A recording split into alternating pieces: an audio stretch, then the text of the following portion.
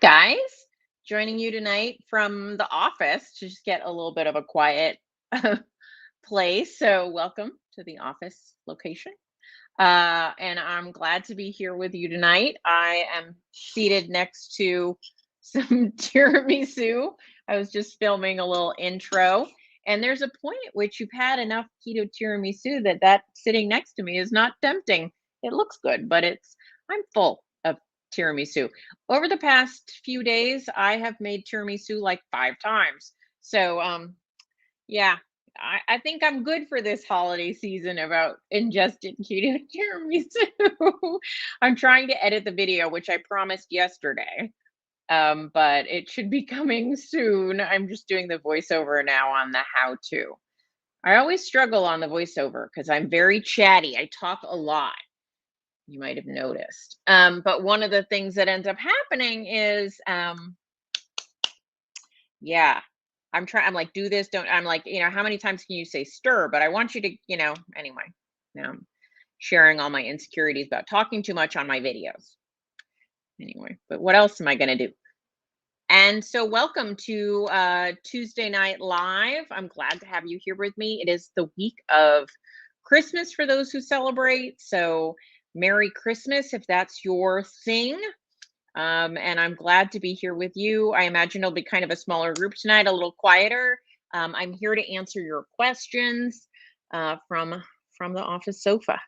So, hey, Brooklyn, nice to have you with me. I'm happy to talk about anything you guys want. So, if you have topics, you let me know. Happy Tuesday, Terry. Glad to be here with you tonight. And yeah, yeah. Like what? I'm a little brain dead today. Hey, Amy. I did an interview with my friend Tyler earlier today, so that'll be up within the next few weeks. And just doing my thing.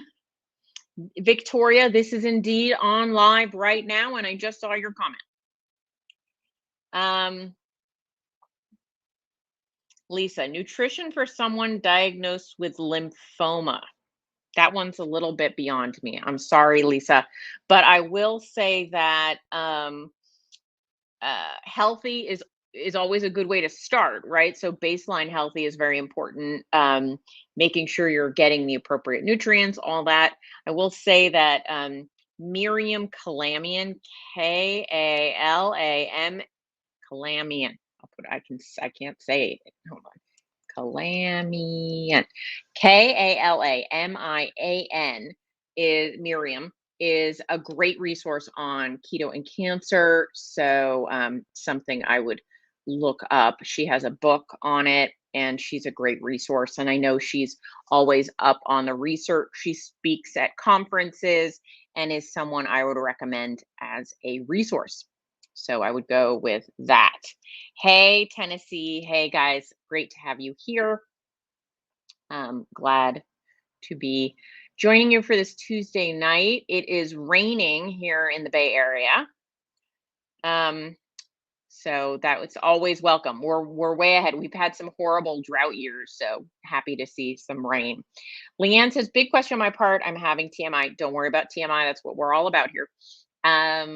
Major hemorrhoids, strict keto, don't know what to do to nutrition-wise. So I'm going to preface this by saying I am not a doctor and I don't give medical advice. I give life advice. And so please don't confuse my general life advice with doctor advice. And please be conscious and know when you need to seek a doctor when something is going on.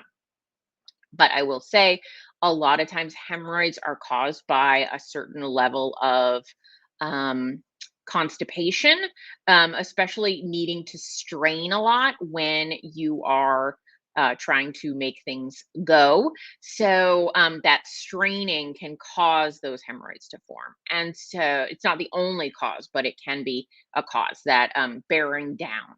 And so that can be attributed to some degree to needing more hydration, that you're dehydrated, or at least in terms of when you're trying to make your bowels move, there's not enough hydration in said substance to keep it flowing well. Generally speaking, also a proper amount of sodium is very important because that's going to change the concentration, bring more uh, movement and more moisture into the bowel. And so all of that can be very important. So I would say um, determine if the cause is indeed a degree of constipation. If so, address that underlying thing, which should help at least um, further injury from being created. So just this is just like your friendly auntie telling you you probably need to be better hydrated, which includes better electrolyte status. And it's important. So make sure you do that. It's a lot of times people don't think they're constipated because they're pooping. But if pooping is hard, as in difficult, but also hard as in concentrated, that can be a major cause. Um, So Helene, Donald says, Have I had crustless pizza?" Sure, like a pizza casserole, delicious. Helene, thank you for the course on blood work. I have my phone call with my doctor tomorrow. Now we can actually have a discussion rather than him just talking and me not having a clue what he's talking about. Very helpful. Oh, Helene, I'm so happy that it was useful for you. Um, Carrie says, I found with my hemorrhoids by using electrolytes causes me to drink more water and adds more sodium. Overall, when it's electrolytes or water, mine are way better. It used to be horrible. Okay, so what Terry is saying is added electrolytes and water is very helpful. Leanne said, would fasting liquid only help me? I think one of the things you have to address is if, how do I want to say this? If fasting is a temporary solution, right? In that you can't fast forever. And so I think it's more about finding a pattern of eating and a way of incorporating liquids that that works for you in terms of getting your bowels moving appropriately and regularly. So one of the things I would address is your fiber content. So some people find that added fiber makes going smoother, but a surprising number of people find that any excessive amount of fiber or even a moderate amount of fiber, including just like from vegetables, not saying added like Metamucil or anything like that, actually constipates them more. Quite a few people find that going on a low or no fiber diet actually helps things be less dry in that department.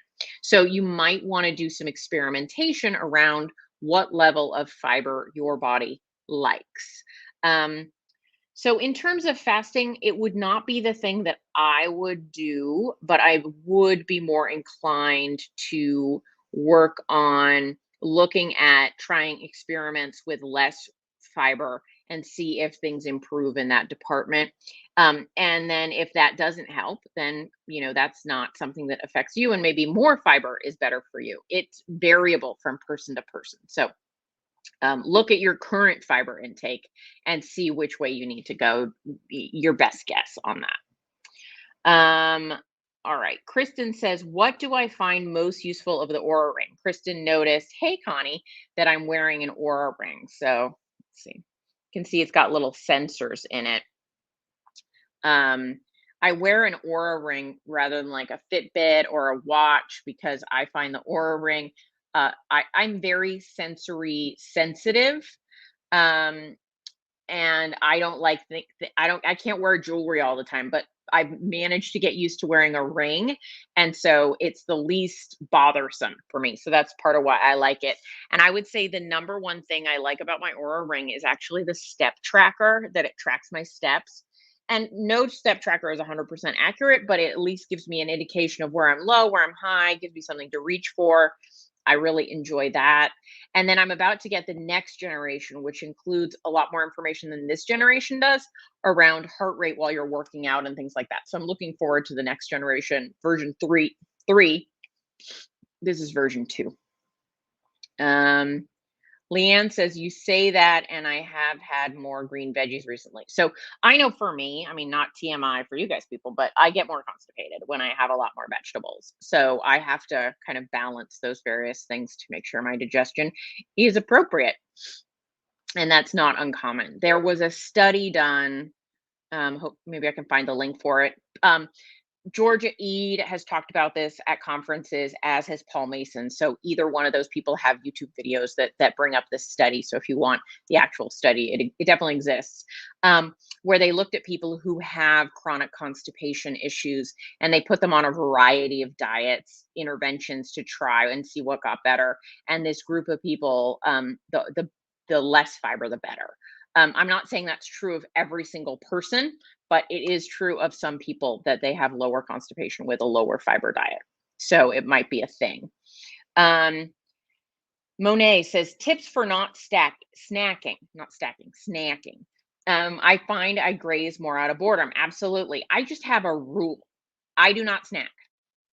Now, have I ever snacked? Do I ever snack? Will I ever snack? Occasionally. Um, I struggle. If there's food on the table in front of me, I want to eat it. So my first rule is I make sure there's if I have any control of the situation, I do not have food out.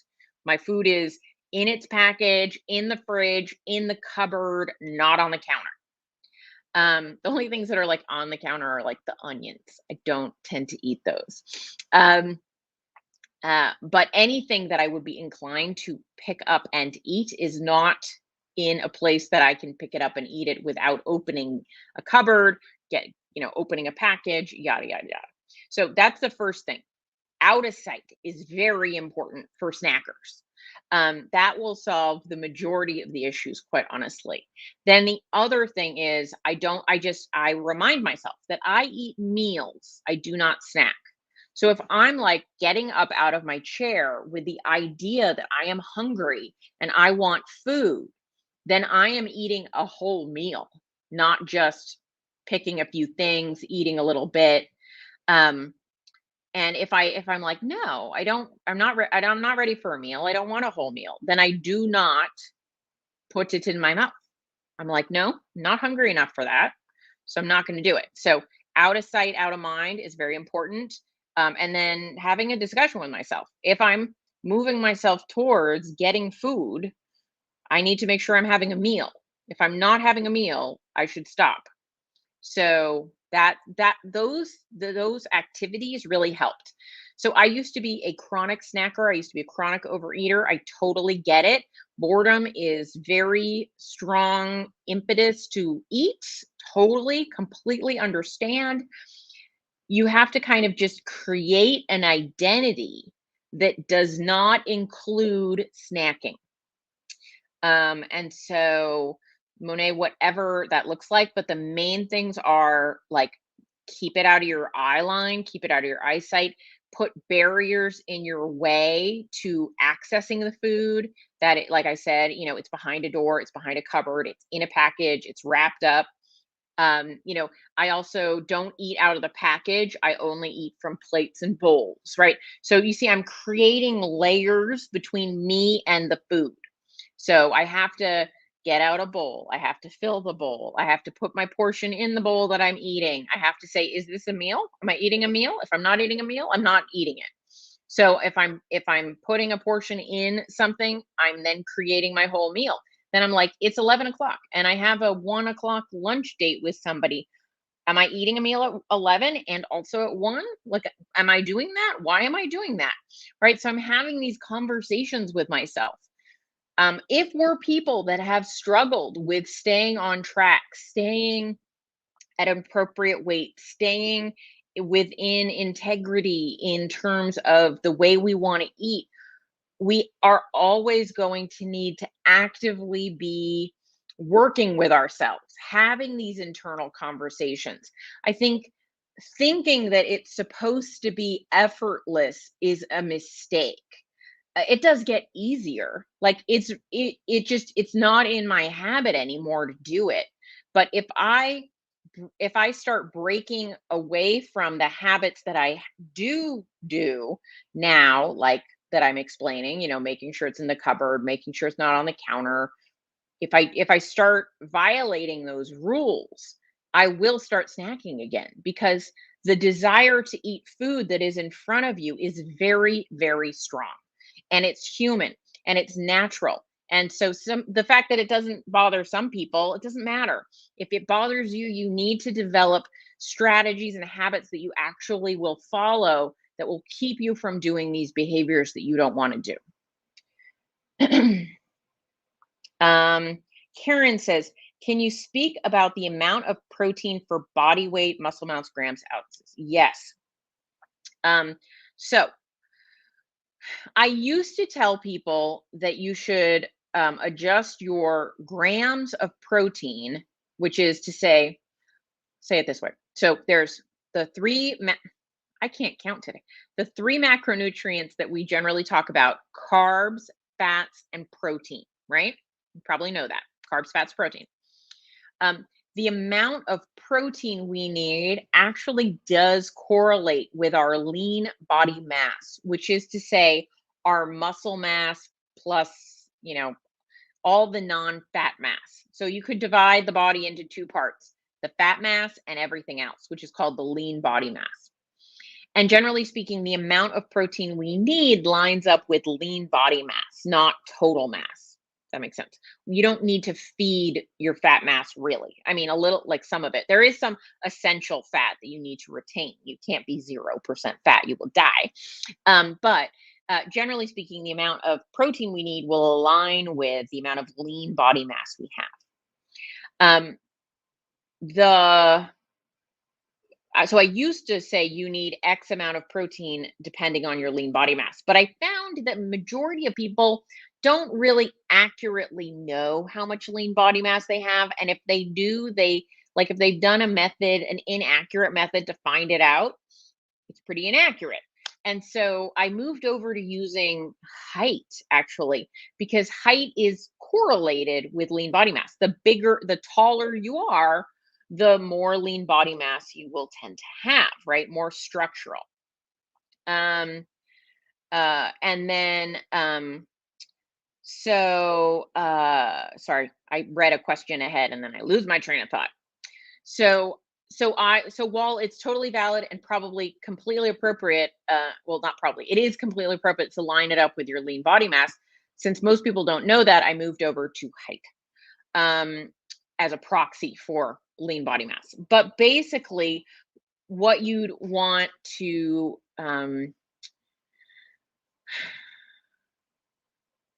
sorry. And then what we can do is look at, based on height, you can say there's kind of you could chart out about what your ideal or your reference body weight might be at various heights. So an easy back of the napkin kind of calculation. I just made that way more complicated than I needed to. Sorry, guys. So a really easy way to do it. Let's just go brass tacks, simple, easy. The easiest way to do it is figure out what your goal weight is. So like a lean, like not, kind of what would you weigh if you were pretty low body fat, right? I mean, you may choose to be higher body fat than that, but we're coming up with like an approximation of what we'd be at what's called reference body weight. There are charts about this, by the way. And then you should eat the grams of protein of that number. So like I'm 5'9", basically, on a good day when I'm, standing up straight. So at 5'9", that's somewhere around 145 to 150 in terms of reference body weight. And so I would aim for 145 to 150 grams of protein. That's not grams of meat. That's grams of protein. So, don't get confused. Protein is the protein in foods, not the weight of that food. So like if I weighed 4 ounces of steak, which is about 113 grams of weight, that doesn't mean that 4 ounces of steak has 113 grams of protein, because there's water in there and there's fat in there, and that takes away from the grams of protein. In fact, about 4 ounces of steak has more like 21 to 25 grams of protein in it. So if you're trying to figure out how much protein is in my food, you're going to have to look it up. So that was a very long way of giving you an answer. Let me say it in a more succinct manner, which is the easiest way to calculate how much protein you should probably get is your reference body weight, which you could look at as kind of about your somewhere in the neighborhood of your goal body weight. Multiply that by 1 to get your grams of ideal amount of protein. So, like I said, at about 5'9", that's about somewhere around 150 grams of protein. Do I have to hit that every day? No, as long as I'm within, 75% of that, I'm pretty good. But I don't want to be any lower than that for sure. And I really tend to like to hit it because I like a higher protein approach. So that is how you would do that. That is the appropriate amount, in my opinion, for protein. Luba, what do I think about gelatin? Is it okay to make something using gelatin? Gelatin's awesome. Absolutely. Use good quality gelatin. Rita says, Karen says, you clarified reference body weight rather than current weight. Yeah, absolutely. So, I mean, you can think about it like when we're using reference body weight, what we're trying to say is we're trying to get an approximation of what our lean body mass is, right? Remember I said earlier that protein should align with your lean body mass, and reference weight is going to be closer to lean body, like, right? Because if you're 50% body fat, we don't want to feed all of that body fat as much as we're trying to feed the lean mass. So you're basing your protein amount not on your current weight if you're overweight. If you're at an appropriate weight for your body, then reference weight and goal weight is your weight. But if you're still quite a bit heavier than that, you weigh quite a bit more than that, you don't want to base it on that. You want to base it on a closer approximation to your lean mass than your total mass, if your total mass is a higher percentage of fat, if that makes sense. Okay. So Rita says, I try to stay keto. My husband sadly does not. It's a constant struggle with all these non-keto foods in the house after 70-pound loss. I'm sure it's due to all the non-keto food in the house. So Rita, I'm going to say it's actually due to the food you put in your mouth. Like tough love moment. My boyfriend, not keto. My house, full of non-keto foods. I make a conscious decision about whether I am or am not going to eat them. Foods in your house don't make you gain or lose weight. Foods in your mouth make you gain or lose weight. And I'm not saying it's not challenging. It is 100% challenging. It is, if it was easy, everyone would do it, right? But you have to think, this is the environment I live in. I cannot change you could change your environment, but you either change your reaction to your environment or you change your environment. Those are your options if you want a different life than you're living. You did it. You lost 70 pounds in this house. So what are the behaviors you had to employ to lose the 70 pounds that you stopped doing?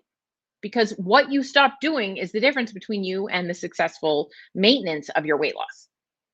So I would ask you to look at that. And often once we've lost weight, maintenance is hard. Because what now? Because losing weight is motivating. There's something happening. There's a change. You're going somewhere. But maintaining your weight can feel kind of hard because maybe we're not used to maintaining ever. And so you need the right strategies to maintain. And I can tell you, they don't include going crazy on the stuff in your cupboards that you probably don't want in your house. So you have to come up with what is the winning strategy. And like you said, you said here that you snack on non-keto foods. You should probably address if you should be snacking at all, because certainly that's not helping you. So you have behaviors that aren't helping you. You know that you can change those behaviors. What do you need to do to change those behaviors? Not just you should, but you do. Like, what do you do? What can you do? What do you have control over? Where are you going to set your boundaries? Because maintenance is a verb. It's not a destination. If you want to maintain your weight, you need to do things to do so. So it's like you're treading water, right? You're swimming, you're treading water. You're not going anywhere, but you're not drowning, right? So you need to be doing the things to keep yourself afloat. Maintenance is a verb. Okay. Terry says, after losing 114 pounds, my girls are droopy. Girl, I hear ya. And with another 50 pounds to go, it'll get worse. I feel like the more I lose, the worse my posture is. I stoop forward. Well, I'm leaning forward right now. Is that common? So I think what it is one, we tend to lean forward a lot. It's just the way that we do things. You probably need to be exercising, Terry. So I found that the thing that really when we're very overweight, we have a certain posture that's based on like where the weight is distributed in our body. And as we lose weight, that changes, and we kind of need to work on our posture, our shoulders back, our head up. We just aren't, our body's like, where is the weight that used to hold me in various ways? So usually that involves maybe doing a bit more exercise, strengthening your back. I find when I slouch, what I found is my back is underdeveloped. The strength in my back is underdeveloped. By strengthening my back, my posture gets better. So I do think that that's an important step. Deborah says, if protein is 150 grams, is fat also the same? Not necessarily. So fat is going to vary based on your goals, your energy needs. It's going to vary from person to person. I think a loose estimate is if you're trying to maintain your weight, about 1 to 1, that 150 grams of fat, 150 grams of protein. For me, if you're shorter or taller, it's going to be different. Or if you're more athletic, more active, it's all going to change. But that 1 to 1 is probably about maintenance level for a lot of people, but some are going to be a little higher, some are going to be a little lower. What I would say is if you want to know how much fat to have, get your protein right, and then eat the amount of fat that makes sense for you in terms of fullness, and track how many grams that is. And if your weight is going down or your weight is going up, that tells you what will happen if you eat more or less fat. Tracy says, in 3 months, my endogenous insulin has gone from 11 to 19. So your fasting insulin level went from 11 to 19. So one thing that I will tell you is that fasting insulin can be a little bit mobile. So just because it was 11 on one day and 19 on another day doesn't necessarily mean that your average has gone up that much, right? So it might have been the 11 might have been a strangely low day and the 19 might have been a strangely high day, but in fact it's been between 10 and 20 every, depending on when you checked. It can vary like that. So that's why I usually recommend also getting a C-peptide tested to compare and see if that C-peptide is also higher, because C-peptide is another insulin marker, and fasting insulin can be variable. How did you sleep? How's your blood sugar been the past few days, not just over time? And so it's something that I recommend. Now, if you are finding, so I would say I would do a little more digging based on just those numbers and the fact that you're OMAD, 2, I don't know exactly what might be causing that. Beck says, what are my thoughts on OMAD most days? Not a big fan, personally. I think that people struggle to get enough protein on OMAD. I certainly don't think it's appropriate for people as they're aging. I certainly think there's probably an inappropriate amount of protein. They need more protein feedings. I think 2 meals a day for most days is a better idea for most people. It's my personal thoughts. Cameron, hey Cameron, nice to see you. It's a mindset that someone has to fully commit to and decide that it's the goal of being healthy or eating healthy the rest of your life is much more important than eating a non-nutritional food. Absolutely. You're welcome, Rita. Cameron says, if one's goal is to lose body fat, you do not need to ingest dietary fat. It's more important to limit carbs and meet your protein macro than focusing on daily dietary. I think you would agree with this, Cameron, what I'm about to say. You do need to ingest some dietary fat. But yes, it's not important to ingest a lot of dietary fat. You do have some fat soluble vitamins. That's also life is tends to be a little miserable, going too lean, and I think you'd probably agree that a little bit of fat, you didn't mean 0. I'm not disagreeing with what you're saying. I'm just clarifying to people that might not realize. But yes, so I think when we first start keto, it's important to eat quite a bit of fat. Like not, I mean, not like not force feed yourself, but to eat a higher fat diet. I think it makes it easier when we're getting fat adapted. It's not that the fat is required to become fat adapted. It just helps with satiety. It helps with our focus. It helps us kind of stabilize. It helps with hunger, satiety, same thing. Um, but then over time, as we become fat adapted, we find our hunger signals are getting more stable. We feel better. We feel more energetic. Things are going well. We are kind of relearning about nutrition and how to get what we need. And if we have a high amount of body fat, now, if you're a lean person, you keep eating that higher fat approach. But if you have a lot of body fat, I got you, Cameron. I just wanted to clarify. I knew that's what you meant completely. Um, but once you get to a place where you're feeling real good, I tend to suggest to start experimenting, just letting that fat start to drift down a little bit, just so that you can really work towards that fat loss goal you might have. But I also say to periodize it. So go through periods where you're eating less fat, then periods where you're stabilizing and eating a bit more, then eating a bit less, then eating a bit more. And by doing this pattern, this cyclical pattern, I find long term success a lot easier. You're happier, you're healthier, and nothing feels very extreme. So cycle through, not keto. You can stay keto, you can stay low carb, but cycle through how much you're eating. Have periods of less and periods of more. Like right now, it's the holiday season. I'm eating more, and that's intentional and planned. It helps with hunger hormones, it helps with weight loss hormones, it helps with satiety, it helps with sanity, and then I'll go into a fat loss period and back and forth and back and forth. Not yo-yo dieting. It's all very controlled and planned, and I'm never like out of control. I don't binge. I mean, I'm sitting here right now with this cake and it's not calling my name because I had enough. I don't need any more. So I've learned a lot over the years of keto about satiety and feeling good. And if I were hungry, it would call my name in a way that doesn't right now because I'm in a period where I'm not pushing the needle real hard on fat loss. So I can include things like this. And when I include things like this and I eat enough, I get to learn what true satiety feels like. And then I get to rewrite my relationship with food. So, um, Tracy said, I did get my C-peptide down to 4.3. Okay, Tracy, that's a pretty high C-peptide. So what I'm guessing, if you are,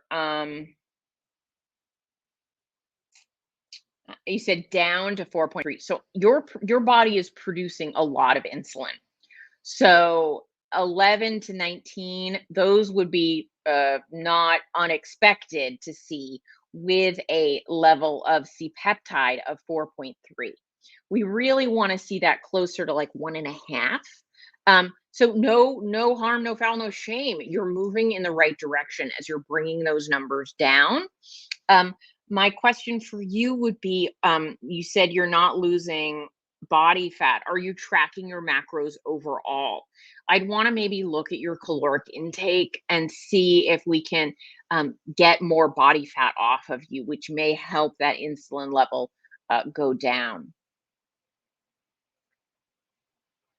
Helene says, I seem to have issues eating enough during the day. I can eat a couple of eggs for lunch with some cheese, maybe, and then for dinner, have a smaller size steak and some Brussels sprouts. Some days I'm not even making 1,000 calories. So, periods of time, that's what I was just talking about, up and down and up and down. Going through short periods of time where you're eating not very much is fine. But you don't want to continue to do that for long periods of time. So, on an ongoing basis, you don't want to do that. You want to incorporate these periods of time where you're eating more And I don't know, Helene, if you're a low body fat right now or you still have weight loss goals. But I would suggest really making an effort to look at the kinds of foods that you can eat more of, go through a bit of what's called reverse dieting, go through some refeeding, get your body more used to eating in a way that you can eat an appropriate amount of calories. Because what you're describing to me is that you're probably extremely low on protein as well. Okay, you have a long way to go. So, what I would say is um, you may need to take on some experiences around changing the way you eat. This is what I do with people in my program called Keto Unstuck, trying to fix sort of the underlying issues, getting people's metabolic rate more appropriate, higher for most people, eating more, especially more protein. Um, my guess is, it sounds like if you do a couple of eggs, this is 714, couple of maybe a piece of cheese, you're getting like 20, you're probably getting like 40 ounces of protein a day. That is insufficient for an adult. And that's going to lead to lean body mass loss. um you're gonna need to bump that up. So it looks like you're in the program, so that's fabulous. I'm very excited to have you in it. You said you can't wait for it to start. So we're gonna address it. We're gonna work on fixing it. It's not an overnight fix, but we will put you on the right path so that long-term fat loss is more of a thing that you're gonna have happen.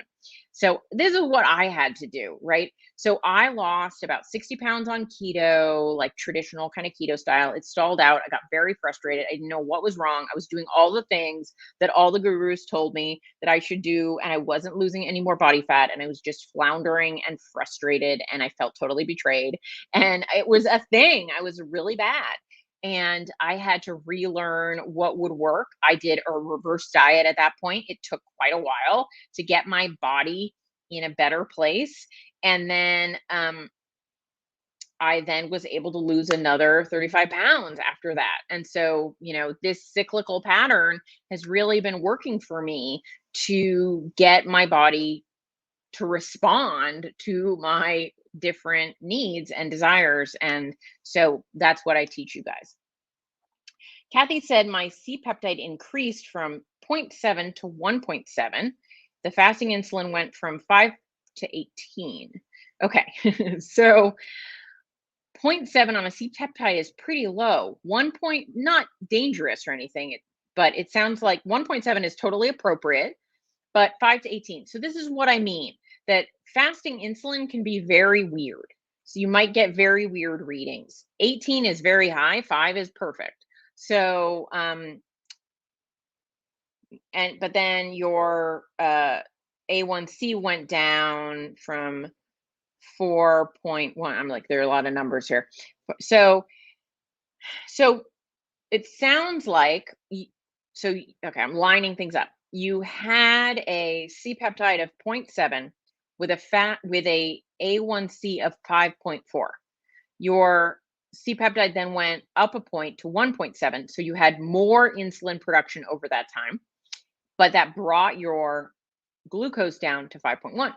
So that sounds like a good exchange. It sounds like what you wanted. Your body was getting in better balance. You want enough insulin production to manage your blood sugar properly. So although a 5.4 is not improper, but a 5.1 is great. So I'm not seeing a problem here. And I just think that 18 on fasting insulin is just a random read and not something I would worry about without doing more regular testing. Because sometimes it can just be a random weird day that your fasting insulin was doing something wacky. But I mean, it does seem like across the board, your insulin went up a little bit, but not in an inappropriate way if you're seeing the C-peptide number. Again, I'm not a medical provider, just doing math. Beck says, Omad, mostly for a few months now. I'm still finding meals are going straight through me. Have you heard of people not suiting carnivore and their digestive being better on keto? I'm also scared to go back to 2 meals a day and gaining weight. I mean, Beck, let's just talk about that for a second. You shouldn't be afraid that eating twice a day is going to make you gain weight. If eating twice a day makes you gain weight, there's some underlying thing going on that's inappropriate, because eating twice a day is kind of minimally normal. So try and work towards sort of some of that. Some people, carnivore isn't suited to them, and some people do have digestive issues on carnivore that don't resolve. I know, what's her name? Judy. Nutrition with Judy, right? Judy Cho, I think it's her last name. She is carnivore, and she talks a little bit about people who have diarrhea on carnivore that doesn't resolve. It's pretty normal at the beginning, but it usually resolves. And if it doesn't resolve, some digestive enzymes you might need. But if carnivore isn't your thing, I certainly don't think adding a few vegetables. Again, remember I talked about earlier, a little bit more fiber can actually slow the digestive process down, which for some people is a good thing. Some people is a bad thing. So you might want to look at going back to keto and seeing if that works better for you, or looking at addressing some of the digestive enzymes you might need to add. I'm not an expert on that part, so I would look at Judy's information. She has some infographics on it on her Instagram. But I really, what I want for you, Beck, is for you not to be scared of eating a normal amount of food. Um, you know, because that sucks. You should be able to eat some food. So, working on that. Bitsy says, did I gain weight during any of my reverses? Yeah, I did. I try to limit my weight gain to about 5 pounds in a reverse. I'm uncomfortable gaining more than that. So over the course of a reverse, I kind of have that as an upper limit in terms of how far I'm willing to push it. So that's that. Chris asks, what is a C-peptide? Okay, so C-peptide is a blood marker, and it's literally called C-peptide. So people are like, what is it called? It's called C-peptide. So every time we produce a molecule of insulin in our pancreas, we also produce a molecule of C-peptide. And so they can isolate the C-peptide in your blood and test it. And so the higher your C-peptide, it's a proxy to know that your body is creating more insulin. So the higher your C-peptide, the more insulin you create. The lower your C-peptide, the less insulin you've created. Not because the C-peptide drives the insulin, but you can think of them as like twins that split off. So for every one insulin, you got one C-peptide, right? And so testing insulin directly, insulin itself fluctuates so much that it is not as useful to test, say, post meal, unless you're testing a bunch of times through the day to see, what's going on up and down, where's the high, where's the low, sort of like, whereas with C-peptide, because it's not doing as many things as insulin is doing, it can be a great proxy marker to know what your average insulin production looks like in a day or over a period of time. And so it's a more stable marker. And so for that, it can be very useful. So when people are getting blood work, I tend to recommend they get both fasting insulin and a C-peptide tested, because you can look at those two things in conjunction, in relationship, and see, do they seem to agree with each other. Andrea says, hi, Kim, is it okay to eat pork belly every day? Yes. It depends, what your one of the issues with pork belly is, it is a very high fat and lower protein food. So make sure you're getting enough protein in your day. And if you're mostly eating pork belly, you might not be able to do that. But certainly pork belly is a healthy food, especially if you're eating pork from appropriately raised and treated pigs. Now, pigs, because they are not, because there are monogastrics, I'll say it that way, which means they have a digestive system more similar to humans. They don't have multiple stomachs, I think. I'm not a biologist on this, but they tend to, their meat tends to have more of the makeup of their diet.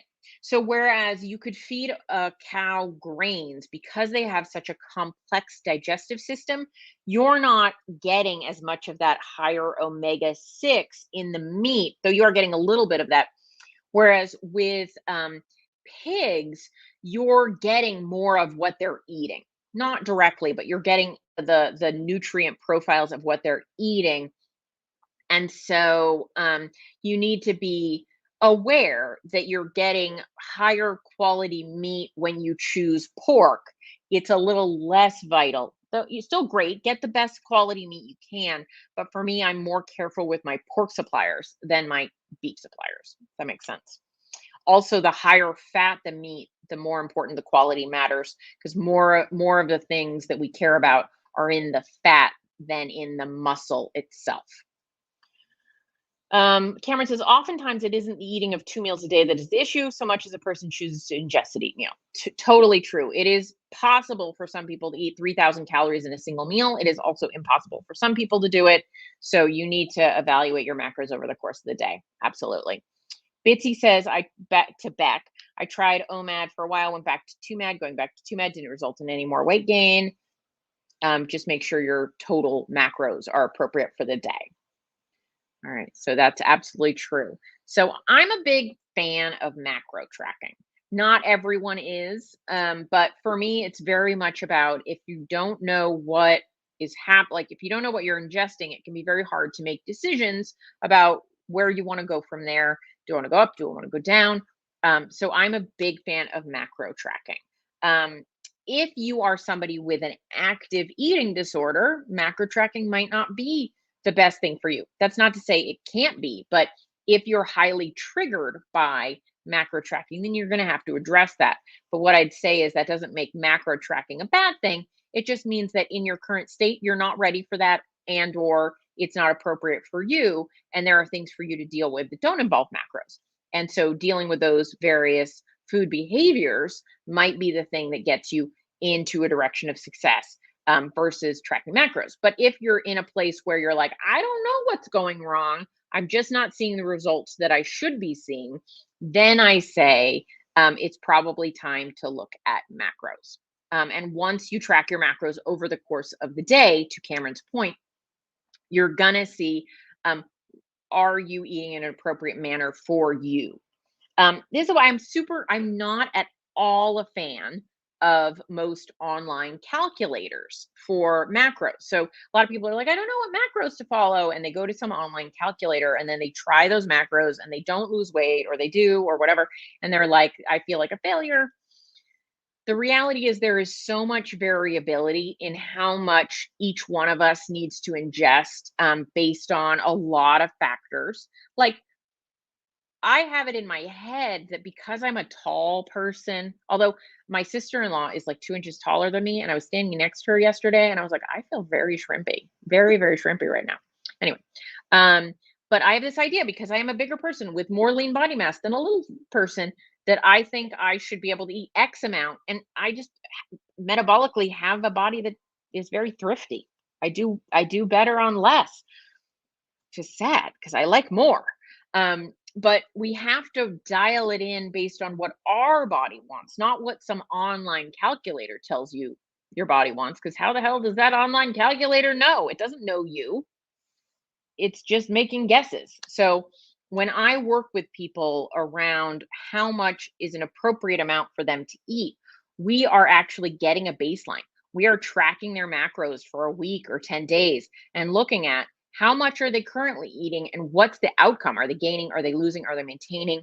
And we start with that as their baseline and we adjust from there. So reality is your best educator. Getting really conscious and connected to reality is important. Not just, optimal, because optimal will depend on what is current, what exists, what is real. Jack, hey Jack, I had a few too many barm cakes. What is a barm cake? I have no idea. Too many I'm going to assume it means something carby.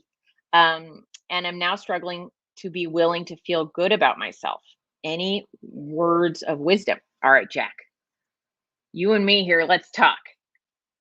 So I told this story to Tyler on the podcast. It hasn't come out yet, but I don't know if this is exactly what you're experiencing, but we'll start here.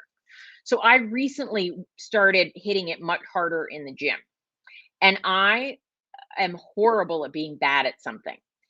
I'm really good at being bad at something. I'm mean to myself. I'm very mean to myself. And so when I am not good at something, I'm very mean to myself. And it's been very hard for me to put one foot in front of the other and continue to show up at the gym when I'm like, why am I even doing this? I'm really bad at this. And it reminded me of the experience I had when I was feeling out of control with food. And when I felt out of control with food, I felt like a failure. I felt like, why even bother trying? Because I'm just going to screw it up. I'm just a failure. I was going to use a different F word, an F up, and it's not going to work. And why even bother? I have no, like, I would just, there was this like litany in my head of all these things that I would say to myself about what a screw up I was and how I couldn't do it right. And how, like, why should I even try? It's so hard. Everyone else can do this. Why can't I? Right? Does this sound familiar to some of you? These negative thoughts that just spiral in your head. And when I was inching towards 300 pounds, those thoughts were constant and they got to a point where I was almost non functional. Like they were like demons in my head, like circling all the time. And I didn't feel good about myself and I didn't feel good about my abilities. And I just felt terrible and I felt weak and I felt out of control and I felt like a lost cause. And I think I heard somebody say this, I don't remember who, but there's a difference between a desire and a decision. So at some point, you have to stop having it. I mean, you don't have to stop having the desire, but right now you might have just a desire. I want to be thinner, or I want to stop eating compulsively, or I want to, right? You have a desire. It's something you want, but you haven't made a decision yet. You haven't said enough, enough, enough of this. I am deciding to be different. I am deciding that this is it. I'm not doing that. And you decide and you put your fork down and you don't eat the thing anymore. And even if you stumble, you pick yourself up and you say, I am reminding myself that I made a decision. I made a decision and I'm sticking to it. And day after day, you will build on your confidence. You don't have to be confident, you have to be decisive to start. And if you get through an hour of not eating the thing, you have done something, you have accomplished something. And then you say, I did an hour, I can do two. I did two, I can do three. I did a day, I can do a week. And if you stumble, you pick yourself up and you remind yourself you made a decision. Okay. So that's kind of what you do over and over again until it becomes a habit, until it becomes a new identity. And you have to live in a conscious way. You have to not have the food on the table if the food on the table calls your name. You have to say sometimes, I'm sorry, I can't go out to lunch with you at X restaurant. It doesn't work for me. You can invent a lie, you can invent an excuse. It's okay. But do what works for you. I mean, not to yourself. Don't lie to yourself. You can tell somebody else what makes life easier for you. And then maybe go for a walk with them or meet them in a place away from food if you know that this environment is not going to be good for you, right? You control your environment to help you make better choices so that you get the support you need in your own life so that you can build your confidence again so that you can have the life you've always wanted. Okay. Karen says, I'm gonna have to Google what this substance is you guys are talking about.